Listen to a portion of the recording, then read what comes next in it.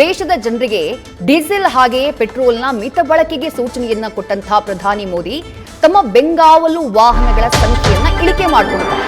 ಆ ಬೆನ್ನಲ್ಲೇ ಪ್ರಧಾನಿ ನರೇಂದ್ರ ಮೋದಿಯವರ ಭದ್ರತೆಯ ಬಗ್ಗೆಯೇ ಆತಂಕಕಾರಿ ಹೇಳಿಕೆಯೊಂದು ಹೊರಗಡೆ ಬಂದಿದೆ. ರಾದ ಮಾಜಿ ಮುಖ್ಯಸ್ಥರು ಇಂಥದ್ದೊಂದು ಹೇಳಿಕೆಯನ್ನ ಕೊಟ್ಟಿದ್ದಾರೆ.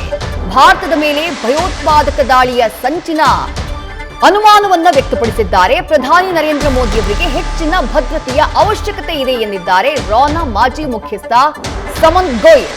ನೆರೆ ದೇಶಗಳಲ್ಲಿ ಭಾರತ ವಿರೋಧಿ ಶಕ್ತಿಗಳು ಹೆಚ್ಚಾಗ್ತಾ ಇವೆ. ಈ ಸಮಯದಲ್ಲಿ ಪ್ರಧಾನಿಗಳಿಗೆ ಹೆಚ್ಚಿನ ಸುರಕ್ಷತೆ ಬೇಕು ಅನ್ನುವಂಥ ಆಗ್ರಹವನ್ನ ಮಾಡಿದ್ದಾರೆ ರಾದ ಮಾಜಿ ಮುಖ್ಯಸ್ಥ.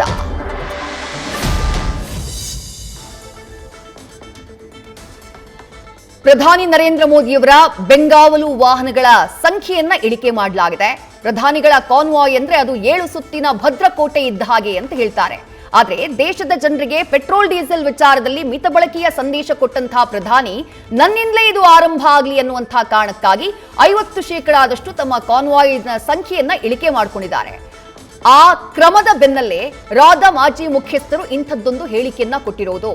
ಭಾರತದ ಸುತ್ತಮುತ್ತ ದೇಶ ವಿರೋಧಿ ಚಟುವಟಿಕೆಗಳು ಅಥವಾ ಭಾರತ ವಿರೋಧಿ ಚಟುವಟಿಕೆಗಳು ಹೆಚ್ಚಾಗ್ತಾ ಇವೆ. ಭಾರತದ ಮೇಲೆ ಅಥವಾ ಭಾರತದ ಒಳಭಾಗದಲ್ಲಿ ಭಯೋತ್ಪಾದಕ ದಾಳಿಯ ಆತಂಕ ಇದೆ. ಜಗತ್ತಿನ ಬೇರೆ ಭಾಗಗಳಲ್ಲೂ ಇದು ಹೆಚ್ಚಾಗ್ತಾ ಇದೆ. ಹಾಗಾಗಿ ಪ್ರಧಾನಿ ನರೇಂದ್ರ ಮೋದಿ ಅವರಿಗೆ ಹೆಚ್ಚಿನ ಭದ್ರತೆಯ ಅವಶ್ಯಕತೆ ಇದೆ ಅನ್ನುವಂತಹ ಮಾತನ್ನ ಹೇಳಿದ್ದಾರೆ ರಾದ ಮಾಜಿ ಮುಖ್ಯಸ್ಥರಾಗಿರುವಂತಹ ಸಮಂತ್ ಗೋಯಲ್.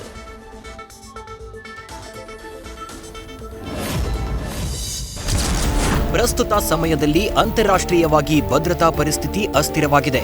ಅಮೆರಿಕವನ್ನ ಸುರಕ್ಷಿತ ದೇಶವೆಂದು ಪರಿಗಣಿಸಲಾಗಿದ್ರೂ ಕೂಡ ಅಧ್ಯಕ್ಷ ಟ್ರಂಪ್ ಅವರ ಮೇಲೆ 3 ದಾಳಿಗಳು ನಡೆದಿವೆ. ಭಾರತವನ್ನ ವಿರೋಧಿಸುವ ಹಲವಾರು ಶಕ್ತಿಗಳು ತಲೆ ಎತ್ತಿವೆ. ವಿಶೇಷವಾಗಿ ನಮ್ಮ ನೆರೆಯ ರಾಜ್ಯದಲ್ಲಿ ಭಯೋತ್ಪಾದಕ ಚಟುವಟಿಕೆಗಳು ಸಕ್ರಿಯವಾಗಿವೆ.